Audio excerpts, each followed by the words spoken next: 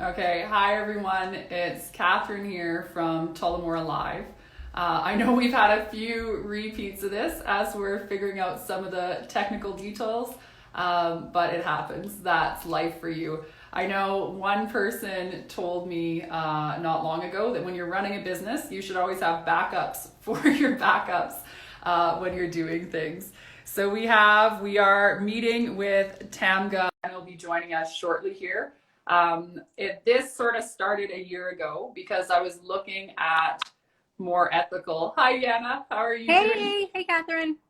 I'm glad you were able to make it in. I know this live stuff still confuses me, even after we've run it a few times. But thank you We're so here. much for joining us. I was just telling those watching that this sort of started a year ago when I first started looking at different ethical pieces of clothing. And your company, so TAMGA Designs, was actually one of the ones I ordered from to sort of, check out and see what it was. So I'm in one of those pieces today. It's from is it the Provence collection? Is that how you say it? Yes, Yes. for And once. You so got this it. is a shorter kimono, and it's one of my favorite pieces that I ordered when I was trying a bunch of different companies. So when I asked you if you would do this, I was really thrilled, because it's nice to be talking to someone that you really are invested or believe in the company. So I'm really, really excited. With that in mind, Yana, can you share with those who are less familiar with you sort of how you got started, what drew you to designing clothing, and sort of the genesis of TAMGA Designs? Sure, yeah. Well, I mean, first of all, thank you for like the support and inviting me out to chat today. I'm really touched, and you look gorgeous in your Oh, kimono. thanks. Um, well, I mean, it's kind of a long story, so I'll give you the short and sweet version of it. So my husband and I, we both have our masters in international development. Eric studied in Australia. I studied in Europe, and Eric got a job posting offer in Bangladesh through the Canadian government. And at the time, I was looking for work, working in an NGO in Toronto. So we're Canadian, we're based in Toronto. Mm-hmm. And I just wasn't able to find anything in international development in Canada. So it got to a point where I decided to go to Bangladesh with him after a few months and try my luck at finding on the ground work while I'm there. And it was easy enough for me to luckily be able to find a job there while he was working for the UN. I was working for Save the Children and Bill and Melinda Gates Foundation. So my Yeah. focus was child protection. And it was just a huge eye-opening experience just to go there. I arrived just a few months after the Rana Plaza collapse, which is Yeah. the tragic garment factory that collapsed and took the lives of over 1,100 garment workers. It was all over the news. It was the largest garment factory tragedy at the time. So arriving there and seeing firsthand the impact that that particular event had on Bangladeshis, families, communities, the garment industry at large there, and just living there for several years and understanding the impact of fast fashion on Mm-hmm. the makers, on the workers, on the consumers. How little do we actually know about the fast fashion industry and the environment, because these are impacts that are essentially irreversible and Yeah. their long-term impacts. So it inspired me to, get together with a local tailor there who had a team of, a couple of garment workers that he was working with. And we started to make kimono jackets because I really love kimono jackets. Yeah. And they're just like regular robes, and they're great for Bangladesh because you have to be conservative in Bangladesh. You have to be covered up. Mm-hmm. So you could just throw on one of these kimono jackets and you're good Yeah. to go. And started selling them on Etsy, started to sell them at like local markets there to the expat community. And there was just an obvious demand for ethical fashion. Yeah. This was probably like 6 or 7 years ago that I started. Yeah. So ethical fashion was still not at the height that it's in today. Mm. So it was still a much smaller niche kind of category for people to seek out, but people were definitely interested and they wanted more of it. So after selling kimonos from Bangladesh for like 2 years, Eric and I decided that we want to take this to the next step. So we left our respective jobs. Yeah. And we bought a one-way ticket to Indonesia. And my good friend Anna, who I met there, who was working for fast fashion houses like H&M and Zara, and she was based there working with the manufacturers. She just kind of had it up to here with fast fashion, and she's like, I want to come with you.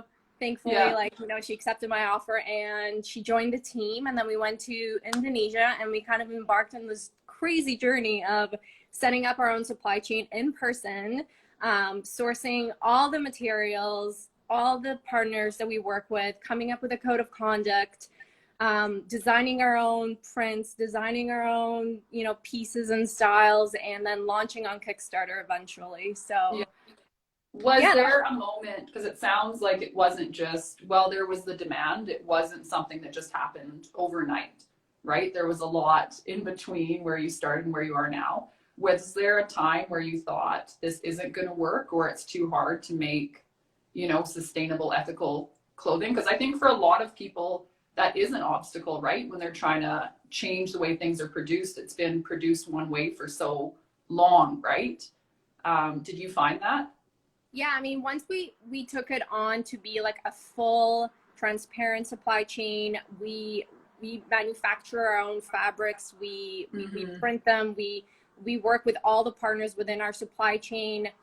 That's really challenging in itself, but I think the really challenging part is to grow as a small business, for people to find you, for you to be, you know, in front of people's eyeballs, and for you to be relevant, and for people to talk about you because they purchased something. I think we've been on an organic growth trajectory, which is really, really exciting, but it's also super, super challenging when you're just like starting from scratch. You're investing all your money, all your savings into it. You are investing all your time and energy and heart into it. There's definitely been more days, let's just say, where I'm like asking myself, what am I doing, than there hasn't been. But you know, I mean, it's expected, as with any small business owner, and you know, especially in an industry like fashion, which can be so surface level, and it is very, you know, it's not a transparent industry by nature, so it makes it that much more challenging. But the type of person that I am and Eric is, and our partner Anna, we love a challenge, and we want to challenge that system, and we want to show that colorful and exciting clothing can be good for the planet and good for the workers who make them. Yes, and that's one of the things that is unique about your brand, is how colorful it is and still environmentally responsible, because that I don't think sounds like it's super easy to achieve. I know I really enjoyed seeing you posted your colorways recently. You did all the different you know, fabrics or color options you explore, and it's really cool to see that process that you guys are doing, because all your prints are hand drawn, right? They're unique. Yes, so we have one of Anna's really good friends is based in Spain, and she's a textile print designer, and she's just incredible. So she hand draws everything by hand. We give her our inspiration, we give her like the direction that we want to go with. She kind of like freehand draws it, then she comes back to us, and then there's just a lot of back and forth in development. And then once, you know, she's happy with the concept, we are happy with it, she'll digitalize it in Illustrator. And then a lot of back and forth. Again, this takes like months probably to do one print. And then once we're happy with it, Anna and I will start to work on the colorways, depending on the time of the year we're releasing it. We're looking at like what colors are going to be like popular, what are people going to want to wear, what looks good to the eye, like what is TAMGA, is it bright, is it colorful? Because we don't want to be just like any other print brand. We want to like stand out. So it's definitely a process that takes time. Yeah. Going back to talking about the business side of things. So there's a few ethical companies I follow on Instagram, and one of them posted not long ago that they said sustainable fashion is not good for business, even though they're a sustainable fashion brand. They were talking about it in relation to, because when you're paying workers fair wage or not taking environmental shortcuts, naturally your prices are a little bit higher, right? Yeah. And they were saying that they've had people sort of say, oh, this is too expensive or things like that. Do you have any thoughts on this with your business being an ethical and environmentally responsible one? I mean, I think the pricing debate is something that's an ongoing challenge for a lot of people to say that ethical fashion is only for the rich and wealthy. Mm-hmm. I understand where that those kind of statements come from, but you have to also look at it. If you get to a point where you decide that ethical fashion is important to you and sustainable fashion is important to you, you're going to by nature spend less money on clothes, and the money you spend is going to be on probably higher quality clothing than cheap fashion or fast fashion, which in turn will make you wear those clothes more, and they're probably going to last longer because you're going to look into them, because you're going to look at them as an investment piece and something you really love. So the whole debate of like expensive versus cheap, at the end of the day you get what you pay for, and this is something I believe applies to everything in life. So it's just finding about what you can cut back on, whether it's $5 t-shirts rather than buying 10 of them a year, or buying one that's $50 and figuring out you're actually saving money. So it's just about personal decisions, I think, and kind of understanding what your closet looks like at the moment, what you need, what you will wear, and kind of doing like a full evaluation of like what you're looking for in a wardrobe and investing in that. No, exactly. Do you have, with that in mind of having fewer quality item pieces, is there a way you sort of build your capsule wardrobe? So I know this piece in particular I can wear with a lot of things, which I really like. But are there rules you're following when you're either designing pieces or buying your own clothing? So, I mean, when we're designing, we also design basic pieces. So like regular t-shirts and regular solid color dresses. So we're also thinking how we can mix the basics we have coming out with the printed items. So we always keep that in mind, because we want people to mix and match the basics that we're selling or the basics that they already have in their closet. And also in the future, we are starting to potentially brainstorm releasing solid collections as well, because I know a lot of people love our cuts, love the fit, but they're like, this is a bit much for me. So we are definitely working on currently coming up with a solid collection in the future. And then just looking at my own closet, or when I'm looking for things, I mean, I wear a lot of printed TAMGA pieces. So when I am like looking to buy something new, it's usually not a printed piece. It's usually a basic piece, because, or a pair of jeans, or, you know, a jacket I can put over top, something that I can envision myself pairing already with what I have in my closet. Right. Yeah, which I think is an important idea of being mindful of what you already own and that kind of thing. With all this, so I know we've briefly talked about this, but your company is both ethical and environmentally responsible. And one thing when I started that journey into buying more ethical and environmentally responsible clothing, I was surprised how many companies are one or the other. It's really hard to find companies that do both. So is there, how have you been able, I guess, to achieve both, and still the clothing's really beautiful, and I'd say it's reasonably priced, especially in terms of ethical clothing, right? While still achieving those two things. Do you have secret tricks? What's happening? Oh, I think the secret sauce is to go out and set it up yourself. We never had any middleman. We literally lived in Indonesia for a year, knocked on countless mills, factories, dye houses to get an in, to work with them, to tell them we want to partner up with them, to learn about their practices, what they offer. You know, we work with only Lensing certified fabrics. So we contacted Lensing in Austria, their headquarters, to help us find factories in Indonesia. It's just about going back to the root. So for us, the root was the raw material. So we started at the raw material, and then we built on that. I think the accessible price point that we're able to provide is because we have direct relationship with every partner and supplier that we work with. So, you know, there isn't like crazy upmarking on a third party that's, you know, doing the work for us. We're doing it ourselves. Yeah.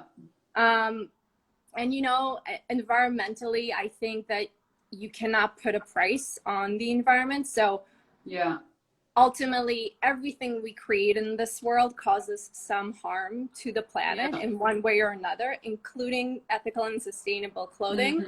The most responsible thing that I believe we can do is to cause as least amount of harm that we can do, whether it's through the materials, whether it's through offsets, whether it's through, you know, environmental projects that we're giving back to. So I think it's just, you know, doing it yourself and following the values and the vision that you have for what you're doing. Ultimately, you can set up anything that you want in life. Yeah.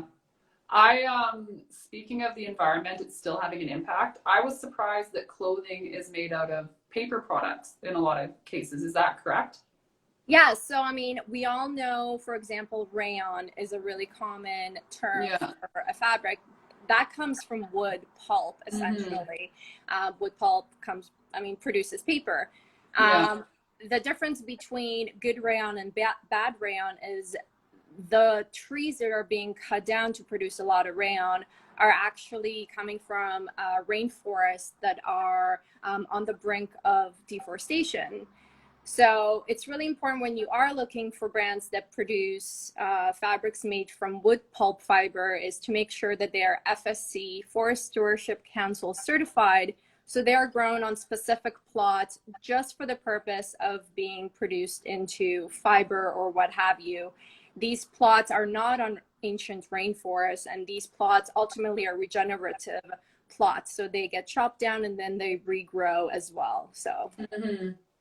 Yeah, it's easy sometimes to be disconnected from how these things are being made. Because even looking for ethical clothing items, until I was researching your company specifically, I wasn't aware of the fibers, you know, or the impact of the different ones. I want to go back to how you guys started with sort of Fashion Revolution Week, and it came out of the Rana Plaza collapse. Is that right? Correct. Yeah. So I didn't realize that Fashion Revolution Week was in response to that. And then I saw on your Instagram that for Fashion Revolution Week, you were wearing your clothing inside out and backwards so that the label was visible. And I thought it's really interesting, this idea of, you know, because you have brand names that you would wear a specific label to say, show off a brand. But it's really different when you started thinking of the label as who made the item, right? Can you share a bit more about Fashion Revolution Week for people that don't know about it? Yeah, Fashion Revolution Week is a really awesome movement. As you mentioned, it came about after the tragic Rana Plaza collapse as a way to raise awareness for consumers, to understand that fast fashion manufacturing is not ethical, it's not clean, it's a very dirty business. There's a lot of exploitation, there's a lot of shadow factories, which are essentially third-party factories that will get contracted out to produce huge quantities because the factories that a company works with, they can't keep up with the demand. So they kind of like outsource to basements or, you know, people in their home or people in like working in really awful conditions and getting paid like nothing essentially. So that's a huge problem. So Fashion Revolution came about just a way of a response, and it's really grown over the years as kind of a global movement for people to ask their favorite brands who made my clothes, because ultimately a lot of brands don't disclose their supply chain or the manufacturers. It's like this weird thing in this fashion industry where it's like, if you know who made like Nike shoes, then you can go and poach them and like, you know, somebody's going to steal your business. That's not the reality of it. It is so much more complex. So you sharing your supply chain is actually encouraging other brands to seek out ethical manufacturers. And if your factory has more business, that's better business for everybody, you know? Yeah. It's like this backwards way of like being secretive, and Yeah. doesn't really make sense. But anyway, yeah, fashion revolution has really grown over the years. As you mentioned, the whole turning your shirt inside out, snapping a photo, then sending it or tagging the brand that you are wearing. Hey, who made my clothes? If they respond to you, then they have something to say that's probably transparent, and it's probably an honest answer. And if not, if they have nothing to say, then they're probably hiding something. And if you're going to choose to spend money on brands that are going to shape the future, why not spend it on brands who are going to be honest and answer the questions that you have as a consumer? Yeah. That idea of transparency seems to be one of the defining factors for, like you said, if a brand is ethical or really doing sort of what they're saying. And with that idea, so when researching ethical clothing companies, there's a lot of misinformation that's advertised by big companies that they are, ethically producing clothing now, or that they're environmentally responsible and all that. So for people, when they're trying to buy ethical clothing, even if it's just a few items and it's a gradual transition, because I know it's hard, right, Yeah. to change all your consumption patterns and that right away. It definitely takes time. Do you have other ways you would determine if you would buy from a company, or that they're more ethical or care about their workers and things like that? Yeah, I mean, there's so many great resources online. One of them that I can recommend is called Good On You, Yes. which is an online app. They also have a website, and basically Mm-hmm. they rate brands based on a pretty heavy criteria, Yeah. environmental, social working conditions, and a few other categories. And you can type in a brand's name. They don't have everybody, but they have a good base to start with. We are rated on it. Yeah. That's how a lot of people find us. Yeah. And so that's a great place to start. Get the app, Good On You. And then whenever you're coming across new brands, or you have brands you want to, find out if they've rated them, you can type it in. Yeah. Another really easy way is just like to reach out to the brand and just ask them, like, can you tell me who made this? Or can you tell me if your supply chain is ethical and if the workers are getting paid a living wage? You can ask these questions. It's, it's up to you to take that first step, because brands aren't going to be disclosing anything unless they're being asked for the most part. Yeah. I mean, another way is also to wear what you have. I mean, that's a big part of being an ethical consumer, is to already wear the things that you have in your closet, like make sure that it's getting worn, it's getting loved. And if you're done with it, give it to somebody who will appreciate, who will continue the life of the garment. Ethical fashion goes beyond like new ethical products. It's the products that you already have in your home and you're already wearing on day-to-day basis. Yeah. As TAMGA grows, so you have it sort of figured out now with making the garments.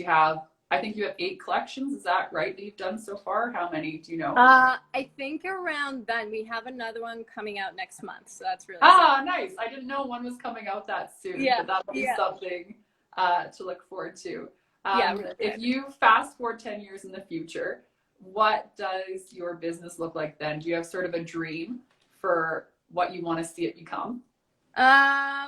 It's funny because Eric, my husband, is the dreamer. I'm the more like here now, like focused on what's within like my vision of like short term. So I can tell you that Eric has big dreams and big goals for us, which is awesome. It's hard for me to tell. I mean, as the pandemic has turned our world upside down, you don't know what next year looks like, essentially, at this point.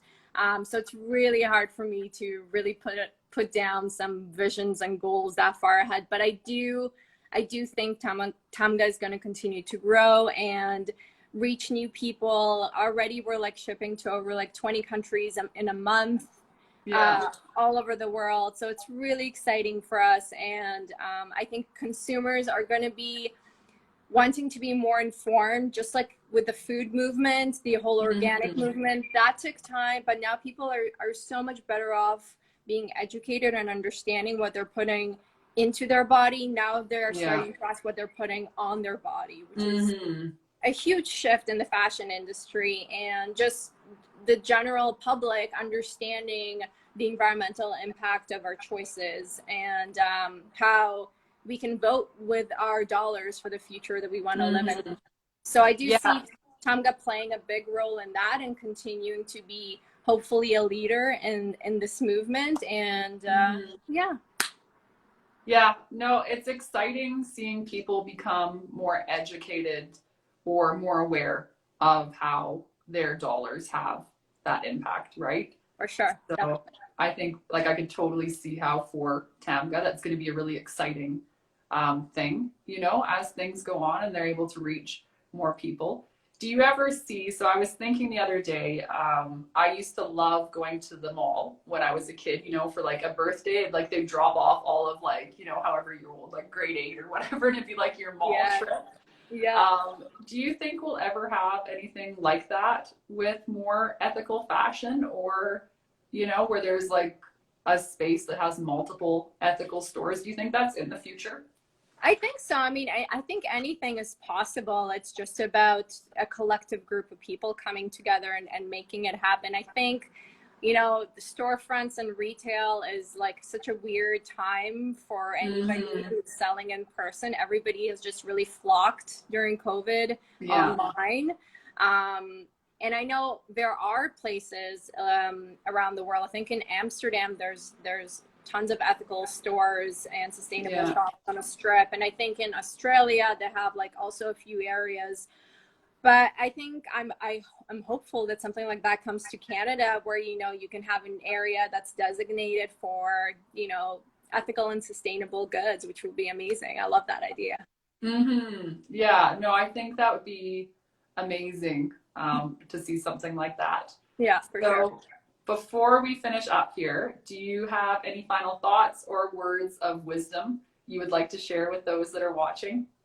I mean, I think we're all just trying to get through life day by day at the moment. And I think it's really cool that a lot of people are finding that they have this extra time to learn about ethical fashion and to kind of open up this whole new world of what sustainability is and ethical consumerism and environmentalism is. So I'm really excited to see that shift happening amongst young people and older generations. And I mean, words of wisdom is just, you know, better days are ahead, really. That's all I can hope for. Yeah, I think like fair enough, right? It's easy to forget. And I even thought this when we went and visited the thrift store last week.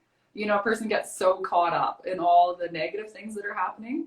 And it's hard to remember that, say, there are people that are trying to, you know, even change like a working wage for people or to, you know, a living one, or, you know, there's a lot of positive things and great things to hope for. Exactly. And it's important for us to uplift one another and support one another, because, you know, if good things are being done, then that's the kind of future that we want to push, and the kind of world that we want to see is progressive and accepting, and a positive place for us to be on, you know, our planet. It's there's no planet B. There's just this one planet. So we need to take care of it ultimately. Yeah, no, I agree 100%. Well, thank you so much, Yana, for joining us today. It's really fun. I love getting to meet the different people. And even though we haven't met in person, I thought this was really cool. So, I feel like we know each other already. So. I know, right? It's a funny thing how technology has done that during the pandemic, that you're connecting with all these people in a different way that you wouldn't cross paths otherwise, right? It's really great. Yeah, it's pretty neat. For all of you that joined a bit later, this was Yana from TAMGA Designs. She's one of the co-founders. I'll make sure to link all her information below. It really is an amazing company. So if you haven't checked it out, I definitely recommend you do. Our next IGTV interview is June 22nd with Sage of the Prairie, a local permaculture company. So I'll make sure to post more information about that. But yeah, thank you for joining us, Yana. It was so nice to meet you. Thank you, Catherine. Thanks for having me. Bye, you guys. Bye.